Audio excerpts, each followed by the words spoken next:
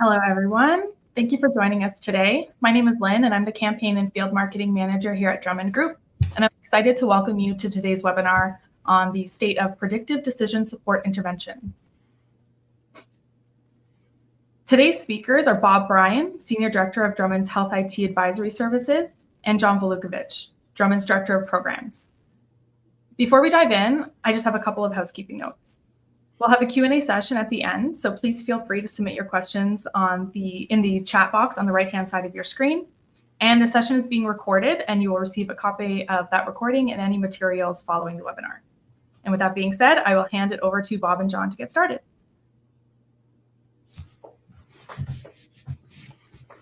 Hey, great to be here today. All right. Well, thank you, Lynn, for the introduction.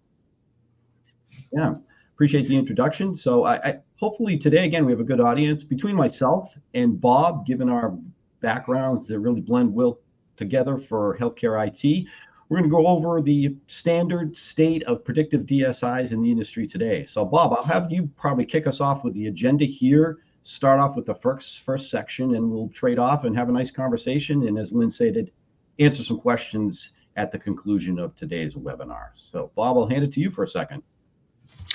Yeah, it'll be good to talk today kind of about where the healthcare AI space sits here at the end of the year now that the ONC's B11 rule is going into effect in about a month as of January 1.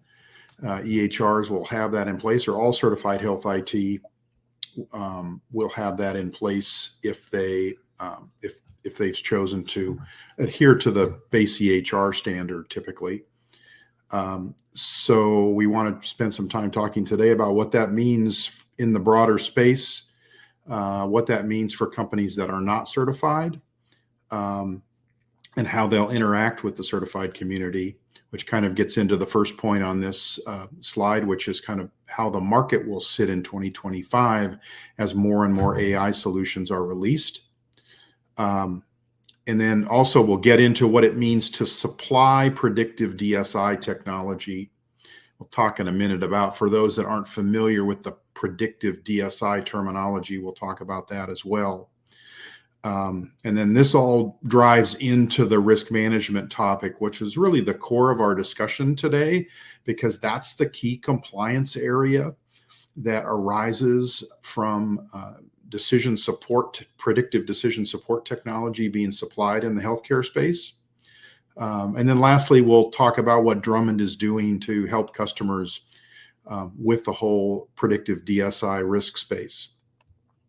So with that, John, let's get into it.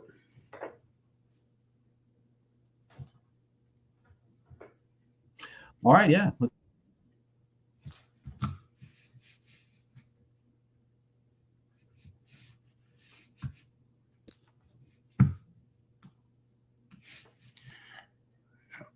Looks like you're freezing up a bit on your end, John. There we go. Move it along here. We'll proceed to the next slide here. Bob will Yeah, so first off, I think many of the people that have tuned in today, may have been working with this new B11 rule from the ASTP-ONC. Stand by. And are familiar with this concept of predictive decision support, or pDSI. But I just wanted to kind of go over how the ONC rules have defined this category. And they've used this three-pronged test that really aligns with what we typically think of as AI or machine learning-based solutions, but they break it down into three specific features that a predictive DSI has. The first being that it supports decision-making based on algorithms or models. The second point, which is really, I think, the key differentiator, is that with these algorithms or models, it determines or derives relationships from training data. So that's different from a rule-based system because we basically have this training data in place up front that's going to predict, results. and those results come in different forms. And I think this is important to understand this third part of the definition, because while the name is predictive decision support, the scope of what these solutions do is defined more broadly than prediction. It includes classification, recommendation, evaluation, and analysis. And analysis probably being the most broad of the sort of the broadest scope in this category of what results can do. Hi, John. It looks like you're having a little trouble. If you can move the slides, we'll move to the next topic here. There we go. So with solutions that meet these definitions, which are essentially all of the solutions that are in the market today, that you would classify in healthcare as AI or machine learning. What's happening with the certified community, many EHRs that meet the base EHR definition, is that the key thing they're being required to do is roll out support for the use of this technology. The B11 rule doesn't require them to actually roll out predictive DSI technology, but it does require them to have the capability to support the use of it, meaning to have an API, which I think will commonly be a FHIR-based API to support the technology. And then also to have some functionality that exposes what's being done to manage the risks of this technology. And we'll get into some of those specifics in a second. And in terms of the scope of products, within the certified health IT community, there are around 500 companies out there, and about 2/3 of them have been certified to A9, which was the previous rule. That was the typical clinical decision support rule-based capability that's been in place for a while.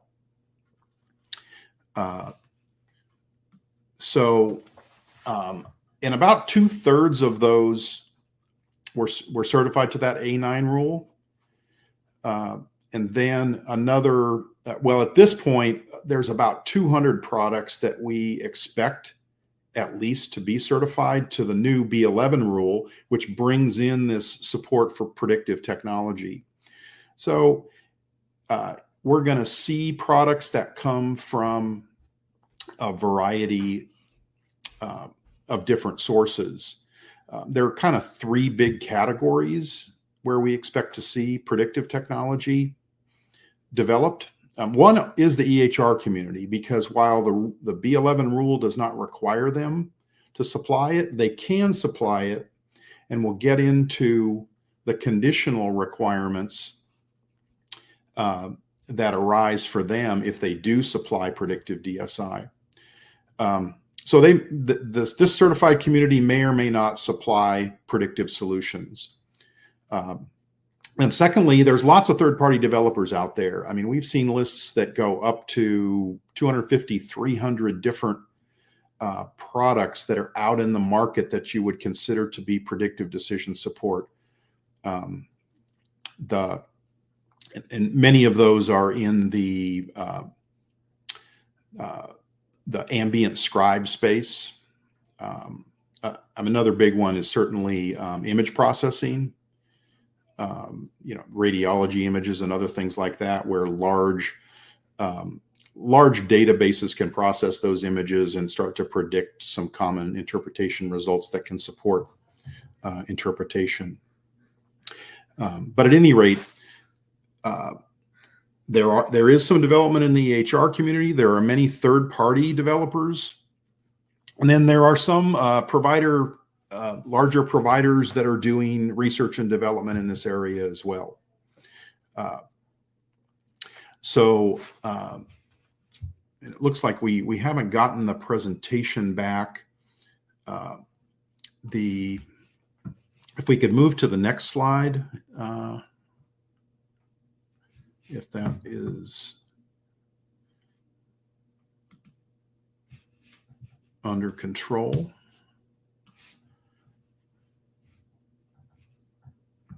Doesn't look like we're getting it.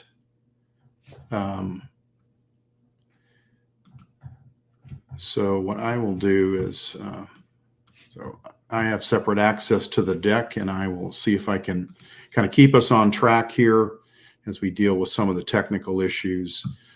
And we can move past this slide as well.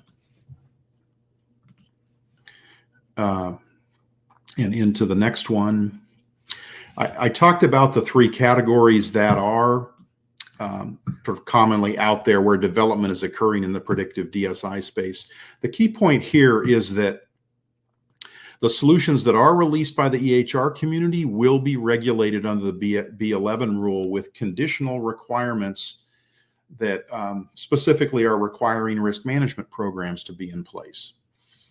Those don't directly apply to third-party solution developers and provider groups that may develop these solutions, but there are some impacts in the market from the fact that these risk management programs will be coming out and be in place and be exposed to customers within the certified community. So if we can move to the next slide,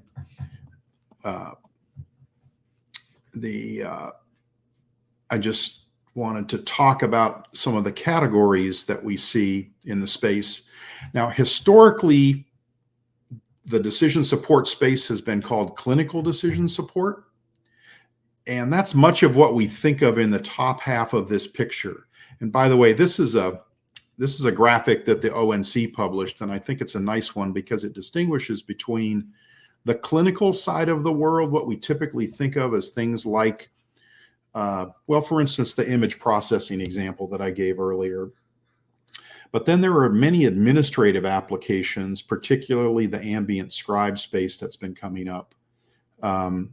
And these administrative applications, because they ultimately affect the delivery of care, are in this predictive DSI space under the definition as well.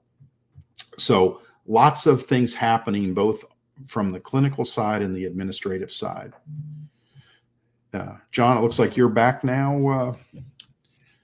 Well, yeah, I do apologize to all attendees, and I thank you for taking the baton and keeping it a little while longer for another lap or two. So, but yeah, I was able to listen into everything up to this particular point. And again, I think it's, as you had outlined here, it's prudent for customers to understand both within the hospital environment and those that are providing the solutions that there's a lot of touch points here. And I think we always, where possible, will borrow and leverage information from ONC to set the stage. And what ONC has done here is they've really gotten out in front of predictive DSI providers to be able to say, these are all the realms of where a predictive decision support intervention solution might come into play. So yeah, I think you've summed it up pretty well. Again, appreciate it. And if it's all right with everybody, we'll change slides, so go forward another slide or two and I'll elaborate, and Bob, ask you for a little color along the way. So again, now let's break up from the supply side. Let's get into some of the considerations.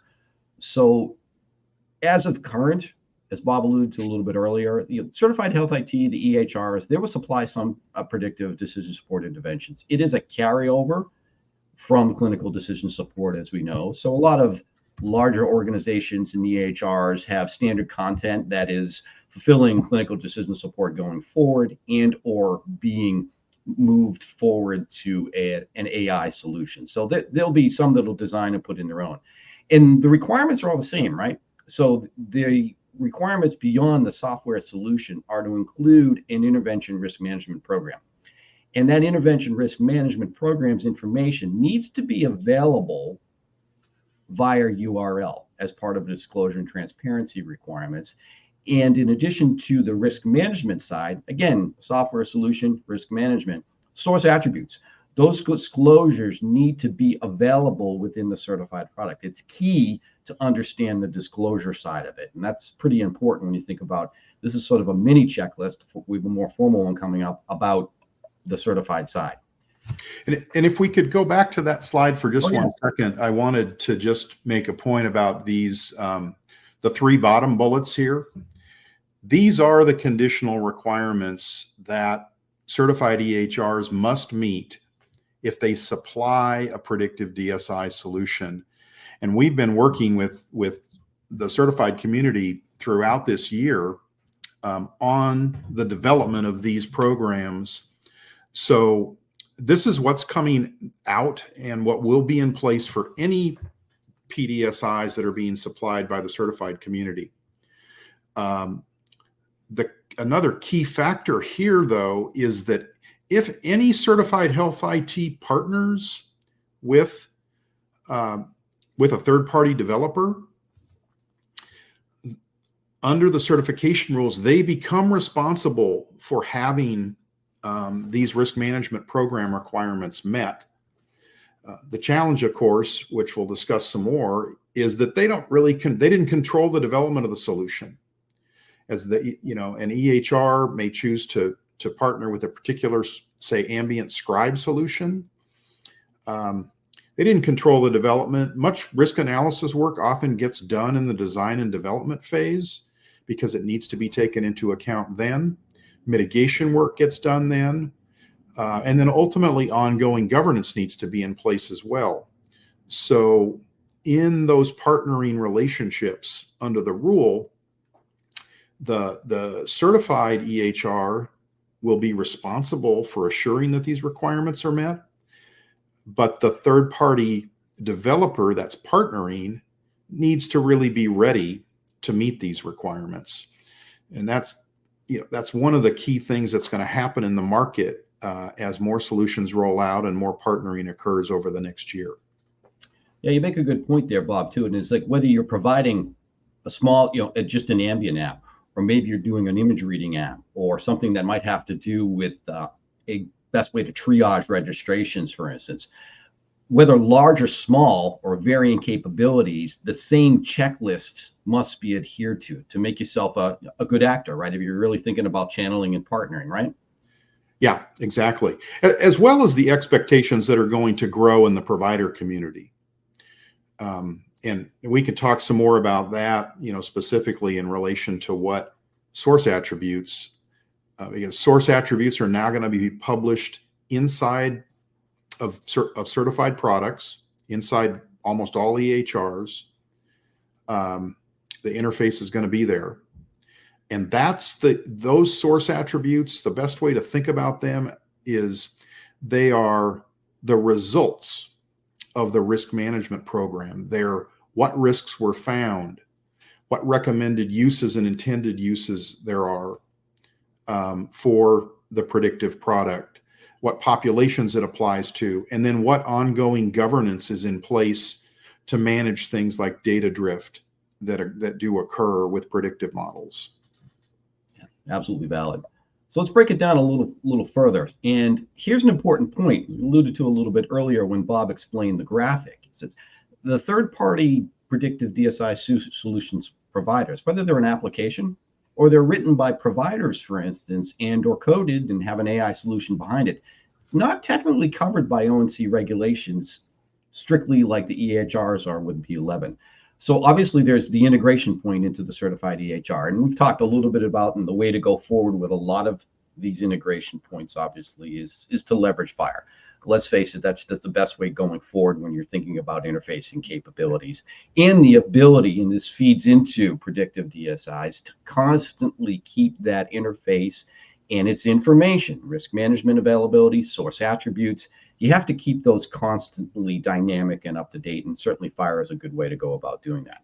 And so when you have that source attribute interface, there's the risk management disclosures that have to be obviously part of that. So yes, there's the overarching B11 rule that applies to the EHRs and covered if they write their own predictive DSIs. But again, the theme throughout, hopefully what attendees will hear here, there's a fair amount of responsibility that a predictive DSI supplier will have to consider when they bundle their product and want to move it into the industry. Yeah, and it's good to think of a practical example of how this will work as we go into the next year with a third-party solution that a provider chooses to use with their EHR. And what that will look like is the B11 rule has required that third-party application be able to be integrated. So there'll be a method inside the EHR to select that application, and it will be integrated with an API. But then there will also be an interface that's attached to within the EHR in some manner to this point where the predictive DSI solution can be selected, where the user will be able to look at source attributes for that application.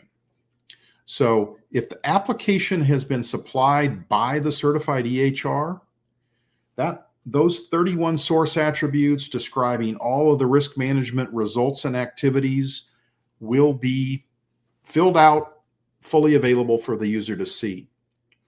The same interface will be available for a third-party application, but it may or may not be filled out. So that's where we start to see a gap in the market between certified technology and third-party predictive DSIs.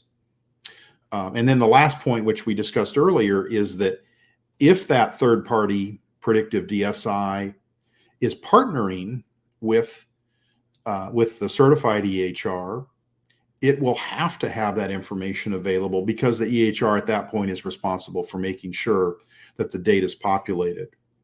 If the provider makes the decision, it'll be blank unless, and that will be quite apparent to the providers that this risk management information is not available because the interface will be attached to the application, but it won't be filled out. Right. And it alludes to, again, the timeline you reviewed a little bit earlier on. So, and we've touched on this a little bit, but it's a good point to review here. Your customer expectations. So if my customer expectations are my end users just from the EHR. And again, mind you, those are clinical and as well as administrative and other support staff, as alluded to by the ONC graphic a little bit earlier on. If I'm strictly just a standalone pDSI provider, then my customers could be EHRs, for instance, EMRs, could be a provider group. So that the checkbox is, again, assurances on risk management. You really need to meet the EHR standard. And it's outlined pretty well, albeit you have to be used to reading a fair amount of these. But the criterion as it's listed for B11 is a good starting place. And we'll touch on more of this to close out the webinar today. But then there's compliance with international, state, and legal requirements. For example, there are 45 states in the union right now that either have pending or legislation for specific addressing AI. 35 of that 45 actually have acts on the books as it relates to AI. Now, that isn't all encompassing across various industries, but healthcare is in there as well. And then you have to think about, too, if I'm a larger scale EHR, a fair amount of presence in Europe and other countries. So you have to be cognizant of AIDA from Canada. You have to be cognizant of the EU AI laws. So there's additional AI considerations that you need to manage in addition to just being compliant with the steps and having the documentation and attestation and source attributes and risk management policies and procedures available. And then finally, Bob, I'll have you touch on this because this is where your background is. Everybody sort of forgets about, unintentionally, the privacy and security aspects. So could you add a little color there? Yeah, and let me just elaborate for a sec about the international and state legal requirements, because the interesting thing is that they are starting to align with what the ONC put in the B11 regulation in terms of the risk management practices and disclosure requirements. Colorado already has a law in place that requires high risk AI solutions, and healthcare is defined as a high risk category to have these types of disclosures, and the EU AI Act, and I believe in Canada as well. I have to look into that. I'm working on a separate white paper on this topic, so we'll have more coming out on this. But the alignment is very interesting, and it makes the ONC regulations a great place for solution developers to start with compliance. And then good point on privacy and security, because first off, privacy and security is a risk management factor. It's actually called out in the ONC risk management practices requirement, which makes sense. I mean, we all know that managing the security of data involved in healthcare solutions is critical. The other key part about this is that while there isn't a direct certification path under B11 for third-party DSI developers, there is a clear path to certify to the privacy and security framework. And it's really foundational to anything else that a solution developer does within the ONC certification space. So there is a clear approach where essentially developers can operationalize HIPAA requirements by certifying that they have the key security controls in place: authentication, access control, auditing, encryption. And it's kind of low-hanging fruit for developers, but it gets them out there publicly as a certified solution, specifically to the privacy and security framework. Good point. So again, it's somewhat assumed and maybe forgotten, and as you laid out there, part of a basis within a risk management program. So again, when final consideration, just to wrap it up, as you look at, for those of you that are attending or you're considering a build versus buy decision and partnering with a predictive DSI solution, the key takeaways here are, for channeling, for partnering, for being a good actor in this space, is having source attributes. They're published, and most importantly, they're maintained. As we alluded to earlier along in the presentation, the dynamic world of artificial intelligence and medical knowledge and clinical and workflow knowledge constantly changes. So you need good pathways to keep this information up to date, as well as a risk management program. That has to be published and maintained. And risk management, we're talking a lot about that now. We're going to move over to that topic right now, Bob. I'm going to tee you up a little bit with, wish we could probably spend a whole other hour on risk management, but unfortunately we're going to segment it to probably one slide here. So I'll let you start. Yeah, so these risk management programs that are required within the certified community, we've been working with developers throughout this year to build out these programs. As John mentioned earlier, they need to have risk management practices in place. They need to cover risk analysis, risk mitigation, and ongoing risk governance. The NIST RMF is a key reference point. It's not the only framework out there for AI risk management, but it's the most comprehensive, and it's commonly referenced by the ONC and many other. And really, when you look at different risk management frameworks out there, they cover much of the same things that the NIST RMF covers. We've been working with customers to kind of boil down that RMF because it's very big and comprehensive. So when we boil it down to how you apply it to a specific healthcare decision support application, that's the key art. ONC attributes are helpful because, as I mentioned earlier, the ONC source attributes are really the results of your risk management effort and the ongoing activities that you're conducting. So, the results are things like, what risks did you discover?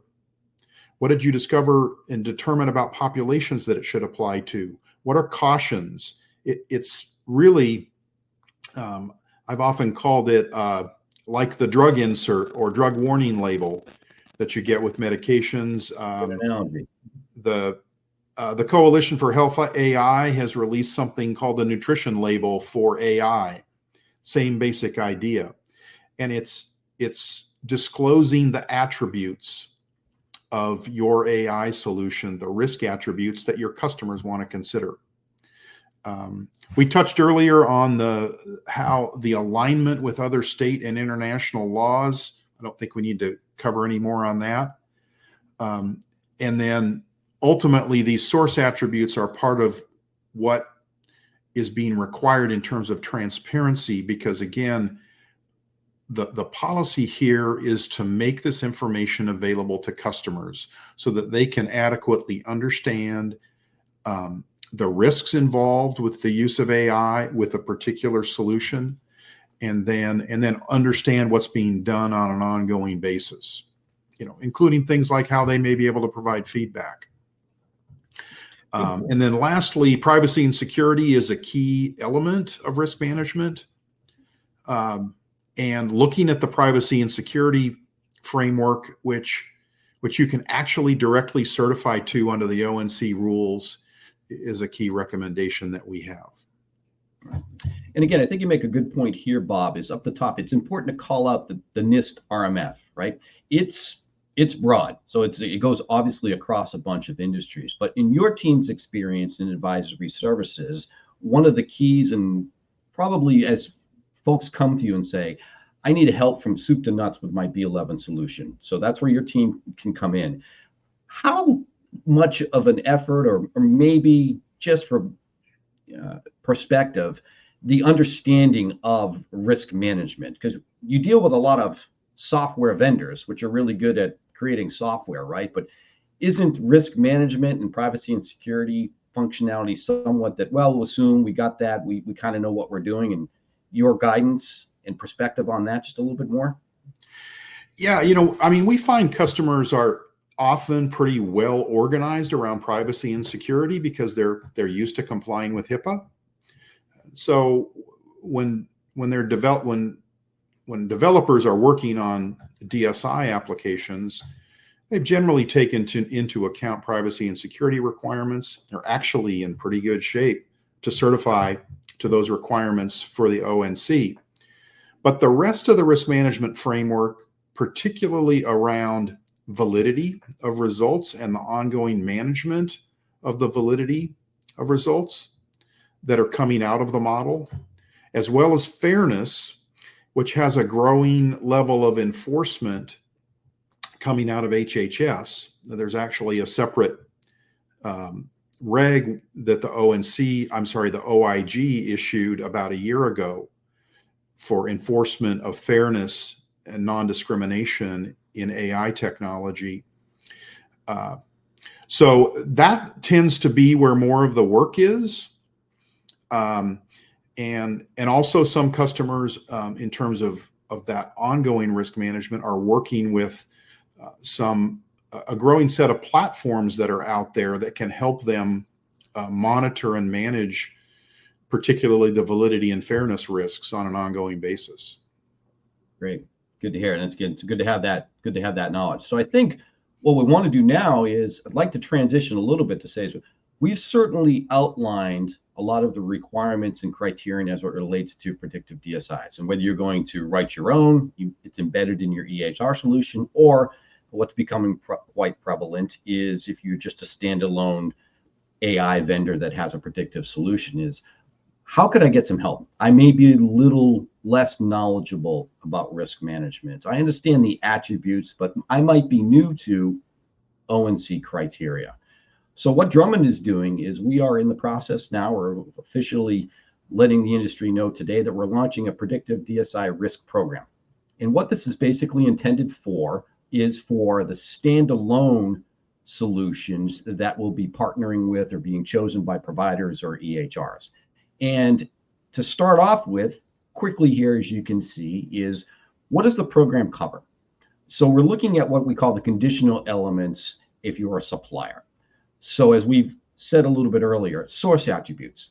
The source attributes themselves, there's upwards of 31. There's 9 main ones and subs underneath that total 31. Those have to be, you have to do them all. It's not just depending on my solution, maybe only a couple apply. And Bob alluded to this a little bit earlier, the breadth of solutions that are out there. These have to be maintained. They have to be up to date. They have to have language and descriptions that to the end user and reader are easy to understand. It's dynamic. We've harped on this a lot throughout this presentation. So ensuring that the source attributes are up to date and available within the certified solution. So FHIRs obviously might be a really good way to do that due to its quickness and ability to keep things dynamic. Also, too, is the delivery. You can lean on fire, but think about an evaluation of your user interface. You may have designed a really excellent predictive DSI solution, but how plug and play is it? What is the expectation from an IT clinical end user? The API should be Firebase, should be easy to use, should be dynamic. So there's a technical requirements there. Then you lump them together again with what we've talked about is the risk management. So there's risk analysis steps that are part of it. And then as you identify and determine that some may be more challenging than others, what's the remediation? What guarantee can you give a customer that risk is adverse in your product? EHRs, hospital groups, provider groups, they have well-defined governance programs. So now we've wedged AI into that governance program, and how adaptable are you to it, and what things might you have to learn and incorporate into your product? And then finally, it goes without saying, but it's important to outline here, is documentation. So your policies and procedures, a public summary needs to be available via URL for discovery purposes. So let me stop there, Bob, and see if you have any other color here to add in terms of what we're looking at, because we've been leaning on your team a lot and the test lab for some insight into developing this program for a third-party, non-ONC regulated solution provider. Yeah, and Drummond's focused on providing both guidance and certification in this space. As we see it as a space that's developing in some different directions, and we want to help customers navigate through it. And I wanted to just elaborate a little bit on this point about how the ONC framework requires solutions to maintain complete and up-to-date descriptions.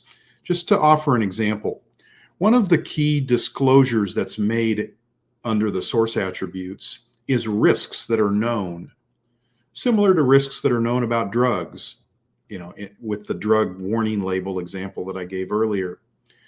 So a developer will analyze and determine risks during their design and development and testing, but there's no testing like customer testing. You put your solution into production and new risks may arise down the road. Your customers may give you feedback on what's working and not working. So maintaining complete and update descriptions of those risks is a critical requirement. And that's part of the ongoing governance. So we're trying to work with customers to help them get that type of a program in place and show the market that they have it. Great point. So for those of you that are familiar and maybe not so, like to target that audience with what is a Drummond certification? What is the program going to be based on? Similar to what the major EHRs are required to do for their pDSI line item for B11 is we are going to review attestation documentation and help you prepare it. So we're going to review that client documentation, which goes into the attributes, which goes into risk management policies and procedures. All the checklists that's really part of the B11 criteria are something we can work with our clients to go through to ensure that, again, you're going to become a good partner. With that, you receive a certification seal, which is an independent third-party evaluation of your risk management program and criteria as it relates to predictive DSI. And for those of you that may not know, Drummond's very well known in the healthcare IT industry as it relates to the EHRs and the payer solution sets. And our game is compliance as it relates to healthcare IT, among others. And we Drummond maintain, in addition to what you might see on Chapel, all of the Drummond customers that go through certification for this program and others, such as pediatrics and our fire client certification, all are maintained and listed by Drummond. So we offer, since 2009, a third-party unbiased review of healthcare IT. As a matter of fact, as many of you know, we're one of only 3 ONC ACBs for the federal government looking at healthcare IT. So this means something. We're used to this. And this criteria is something that we became familiar with all the way back to an interim rule. And now that's become final as we look at HDI 1, this derived out of that, and as we look to the growth through HDI 2. So there's a breadth of information and talent and capabilities here at Drummond to help you with that. If you're a third party saying, I really need some help, what do I attain through this? This is one avenue to go. And Bob, you and I will tag team a bit on this one, but what's your end result? What's my goal? When you think about the fact that there are literally hundreds of healthcare AI apps, and clinical summary apps number in the 40s, ambient listening apps number in the 60s. These are all available you can find them at listings in app stores, or you might be able to find them on other websites, for instance, that classify these AI applications. The goal here is you need to differentiate your product. If you really want to become a good actor in this industry, you want to partner with providers, you want to partner with an EHR, or you decided that maybe I'm in this business and I'm going through a build versus buy. The developers need to reach a risk management level that's the same as the certified EHRs when you're supplying these decision support interventions. And you basically become partner ready for supplying based on the B11 criteria. So Bob, let me have you have a pause, because you're working with some B11 vendors right now that have the whole comprehensive suite. Right. And in simple terms, what we're doing with this guidance and certification program is we've split out the risk management requirements from the B11 rule, because we know they will arise for predictive DSI solution developers, in the two scenarios we've discussed. One is if they want to partner with an EHR, the EHR will need to have assurances because they'll be attesting to the ONC that these risk management programs are in place. So to be ready for that, you need to have these risk management elements of the rule ready to go. The second thing is, again, that the B11 rule is putting this interface in front of end customers, in front of providers, to disclose this risk management information to them, both on public URLs that are published on developer websites and inside the product where these source attributes are published. So being ready for that, so that interface isn't blank for your solution and fully filled out for other solutions, it will level the playing field essentially for all of the predictive DSI AI-based solutions that come into the market. So that's what we want to help developers do, is reach the same level as the certified community, and help provide a consistent view across all pDSI solutions of what risk management is being done, what risks have been determined, what recommendations in terms of cautions and uses for these applications. All that documentation is presented in a consistent fashion so that the provider community knows that they can see that within their EHR with the functionality that's being rolled out in EHRs at the end of this year. Great. Awesome.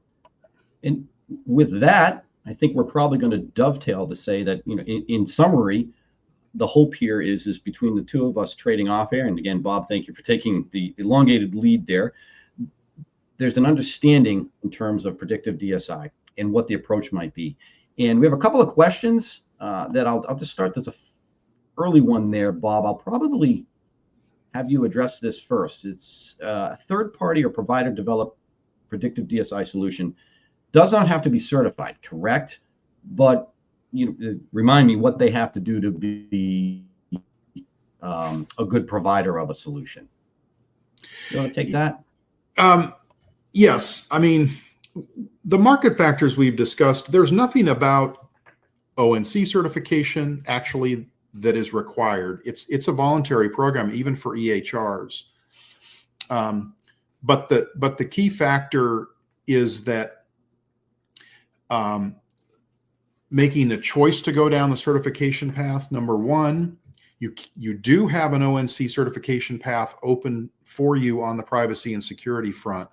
And that, in effect, shows the market that you have operationalized key security controls that typically support HIPAA compliance. And then secondly, by looking at the risk management requirements that are part of the B11 rule, you can be up at that same level playing field with the EHRs that may be releasing these solutions, and you and EHRs can be ready to work together at the certified standards. So it's a choice at the end of the day, but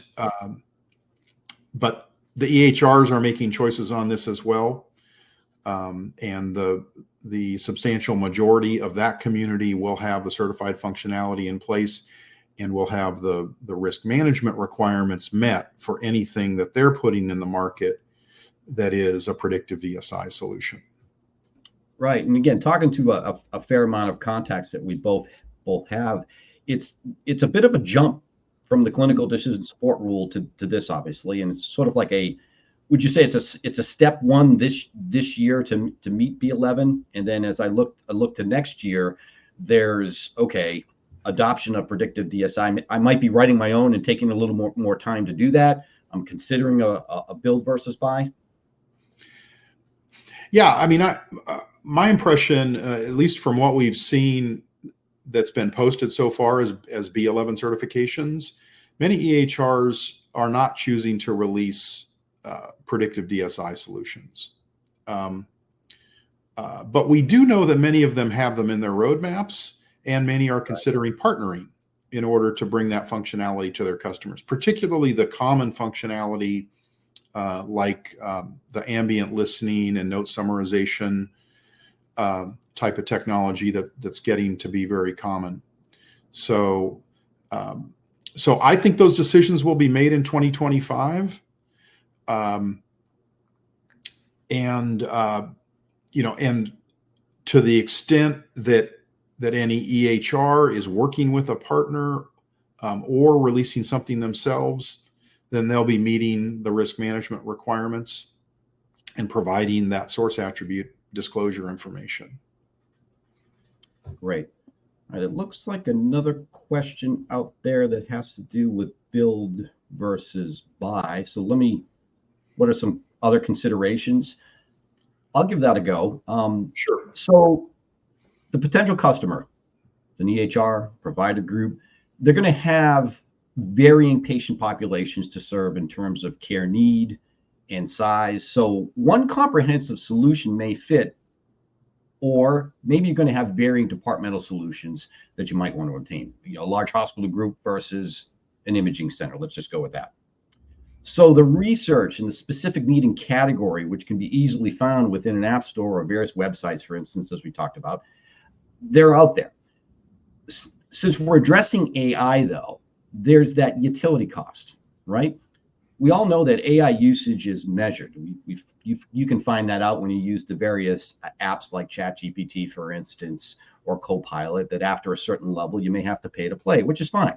So you look at that as a utility, and one might examine the contracts for past clinical decision support solutions and determine if there is some reference points or best practices that an EHR vendor, may not be aware of. So I think there's some leverage there that if I'm considering a build versus buy, I have some questions of my pDSI provider. Beyond the good work and becoming a good actor, which we've outlined in this presentation, is the pay to play. It's a usage, it's a utility, and the more you use AI, there's a cost that comes with that. So I've heard from some EHR vendors investigating and taking a look at the fact that, in deference to their customer base, maybe they serve small market hospitals, for instance, a wholly expensive AI solution may not be the best thing to implement. So there's a lot of options there. So I think that's another differentiator, another thing that from the Drummond perspective and talking to our customer base and doing our research, what we're finding out is that build versus buy solution and decision is something that there's a lot of moving parts to it. And one of the main ones, obviously, is a cost to the eventual customers and users. Do you make that part of a licensing fee? Does the EHR absorb it? That type of thing. Bob, you got some thoughts on that? Yeah, in the third-party developer community where they're solely focused on building AI solutions, they may be closer, in terms of taking it into account how they're going to manage these and project these usage costs with AI over time. And so they may be better able to assess and manage that particular issue over time, which could lead to more growth in the third-party solution market, or at least early on. But we'll see. I mean, we'll see how these decisions get made. I know certainly there are some EHRs that are diving in feet first, and even if they didn't release any AI solutions with their B11 certification this December now, they have plans to do it next year, and their risk management programs will need to come out when they release those solutions in 2025 or later. Right. Great. Just a quick scan here for any other questions that might have come in. Let's steer to my moderator. Don't see anything on my chat window. Bob, likewise? I think we've... Yeah. We did that good of a job. All right. I actually do see one more question here. I'll just hop in. Yeah. Put it up. We'll take a crack at it. Throw it up on the screen. You mentioned that many EHRs are not releasing pDSI, but what happens to their clients if they cannot keep up certification for the year? Will they still be able to submit MIPS and other incentive programs? Yeah, I can take that one. So for the purpose of MIPS, which sort of gets into the base EHR set of criteria, B11 is the new criterion that's part of base EHR, replacing A9, which was the old clinical decision support rule. There's not a requirement under B11 that anyone release and use predictive DSI. So even if your EHR isn't releasing any pDSI, the requirement that they have for MIPS is to provide you with the capability to plug in those solutions, you as a provider, if you so choose.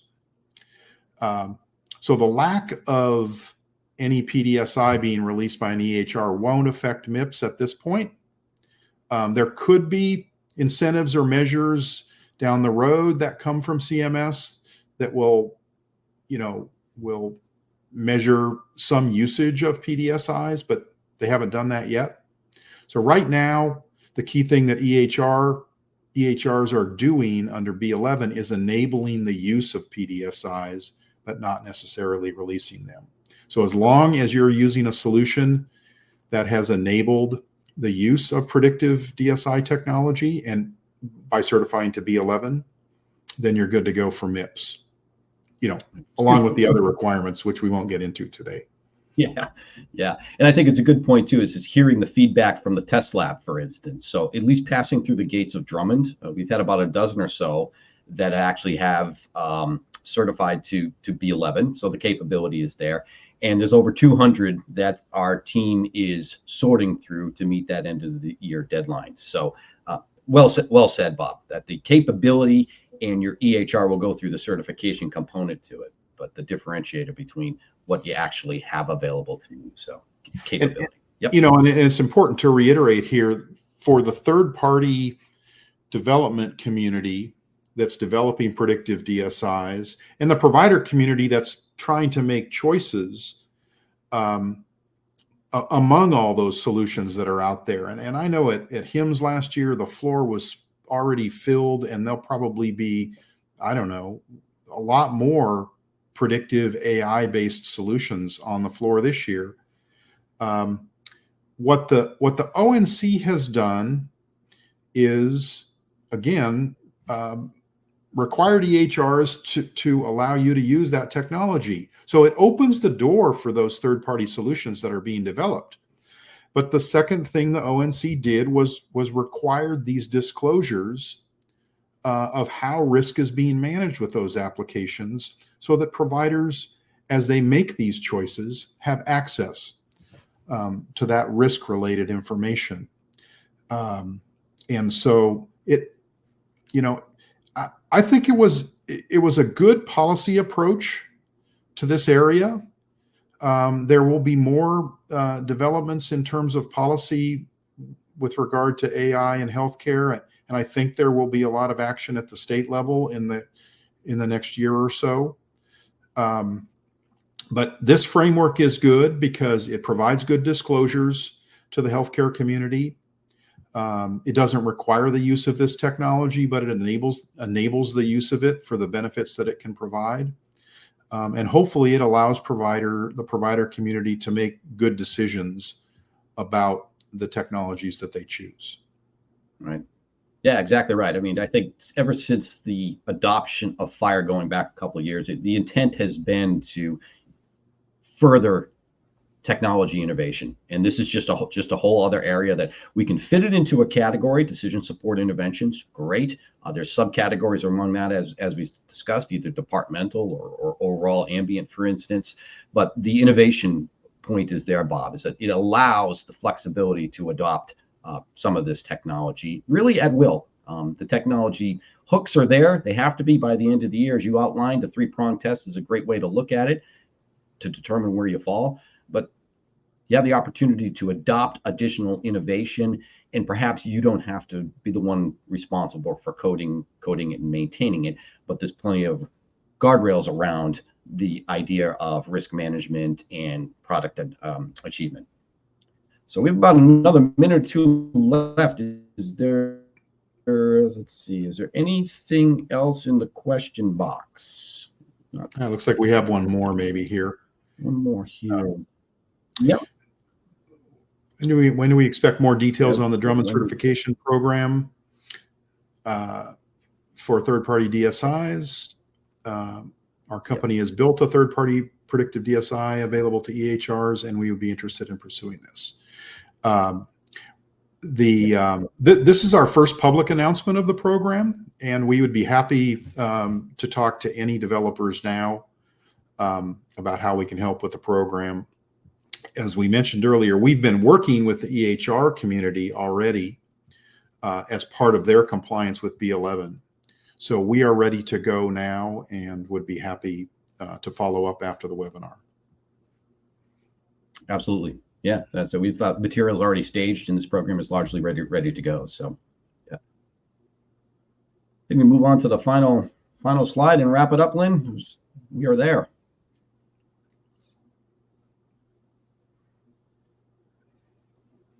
Okay, thank you, Bob and John, and thank you everyone for attending today. On the screen, you'll see the ways that you can contact Drummond, as well as the QR code. If you have more questions about pDSI and our upcoming program, you can scan that code and book a free consultation with John. And with that, I hope you have a great day, and we look forward to seeing you at our next webinar.